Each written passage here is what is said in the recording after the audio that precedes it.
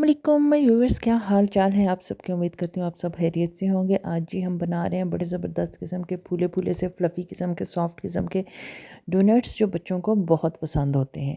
तो चलें जी शुरू करते हैं। अगर आपको मेरी वीडियो पसंद आए तो मेरे चैनल को सब्सक्राइब कर लीजिएगा और लाइक कमेंट और शेयर करना ना भूलिएगा। तो शुरू करते हैं। बिस्मिल्लाहिर्रहमानिर्रहीम। सबसे पहले जी मैंने 1 कप पानी नीम गर्म कर लिया था और उसमें से हाफ़ कप जो है वो ले लिया था। तो हाफ़ कप का हम क्या करेंगे वो मैं आपको आगे बताऊंगी। इसमें जी फिर मैंने 3 टेबलस्पून जो है वो चीनी ले ली और नमक हाफ़ टी स्पून और यीस्ट जो है वो 1.5 टेबलस्पून।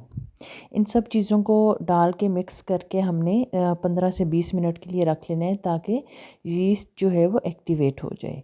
इसके बाद जी मेजरिंग कप के साथ मैंने तकरीबन 3 कप जो है वो मैदा लिया था और इसमें 6 टेबलस्पून जो है वो मैंने घी के इस्तेमाल किए थे, मेल्टेड घी।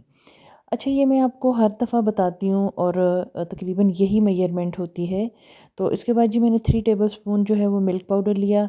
बाज़ लोग जो हैं वो फ्रेश मिल्क में इसे गूंद लेते हैं, तो मुझे जो है वो फ्रेश मिल्क की बजाय इस तरह ज़्यादा अच्छा लगता है। तो आपने इन सब चीज़ों को अच्छी तरह मिक्स कर लेना है ताकि इस तरह मुट्ठी बन जाए, तो जिससे पता चल जाता है कि आपकी उसमें घी का तनासब बिल्कुल ठीक है। ये देखें जी हमारी यीस्ट भी जो है वो एक्टिवेट हो चुकी थी और हमने इसको डाला इसमें और इसके साथ एक बड़े साइज़ का अंडा ऐड किया। मैं डायरेक्ट इसलिए डाल रही हूँ कि मुझे पता है कि मेरा अंडा बिल्कुल फ्रेश है, ये घर का अंडा है।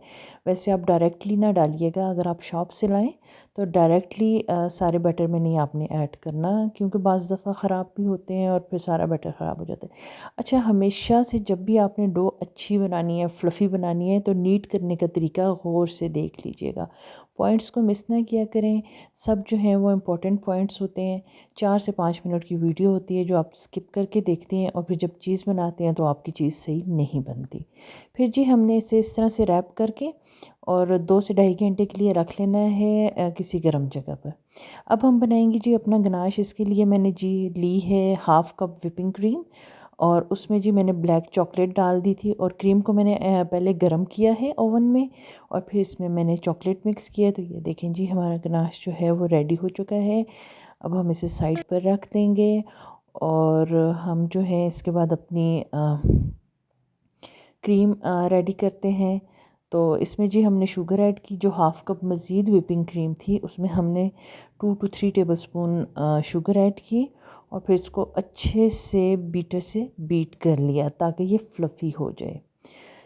इसके बाद जी इसको अच्छा सा फ्लेवर देने के लिए इसमें मैंने जी 1 टीस्पून वनीला एसेंस का ऐड किया और ये देखें जी मेरे 2 के बजाय 3 घंटे गुजर चुके थे और डो जो है वो बहुत अच्छे से फूल चुकी थी।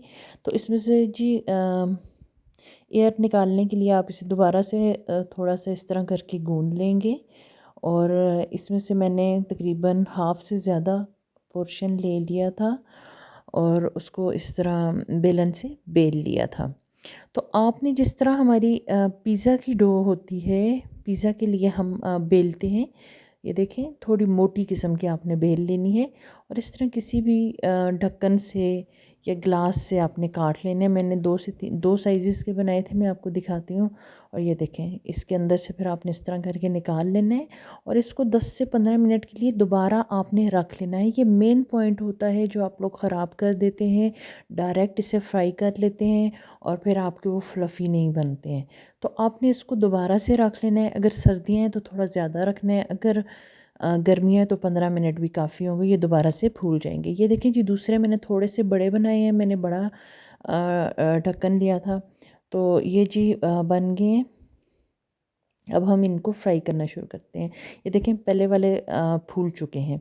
अच्छा, आपने ऑयल को बहुत ज़्यादा गर्म नहीं करना। ये आपको फ़ील हो रहा होगा कि बबल्स हल्के हल्के बन रहे हैं, इसका मतलब है कि हमारा ऑयल ज़्यादा गर्म नहीं है। अब जी आपने ये देखें एक साइड से कितने ज़बरदस्त किस्म के फूल के, फिर हमने दूसरी तरफ से इनकी साइड चेंज की। ब्राउन होने से पहले आपने साइड चेंज करनी है, फिर सेकंड टाइम आपने इनको ब्राउन कर लेना है। तो ये देखें कितने ज़बरदस्त फ्लफ़ी किस्म के ये ब्राउन हो रहे थे। इसके बाद जी हमने सारे जो बनाए थे वो कर लिए रेडी। तो ये आप देख रहे होंगे ये हमारे तकरीबन सारे जो हैं वो रेडी हो चुके थे। अब हम इन पर जिन पर हमें चॉकलेट लगानी है चॉकलेट लगाएंगे और जिन पर हमें क्रीम लगानी है क्रीम लगाएंगे।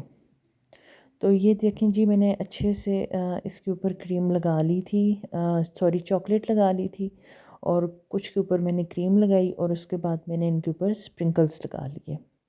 और ये बहुत अच्छे बने थे, बहुत टेस्टी बने थे, बिल्कुल नहीं पता चल रहा था कि ये घर में बने हुए हैं। तो ज़रूर ट्राई कीजिएगा। फिर मिलेंगे किसी अच्छी सी रेसिपी के साथ। अल्लाह हाफ़िज़।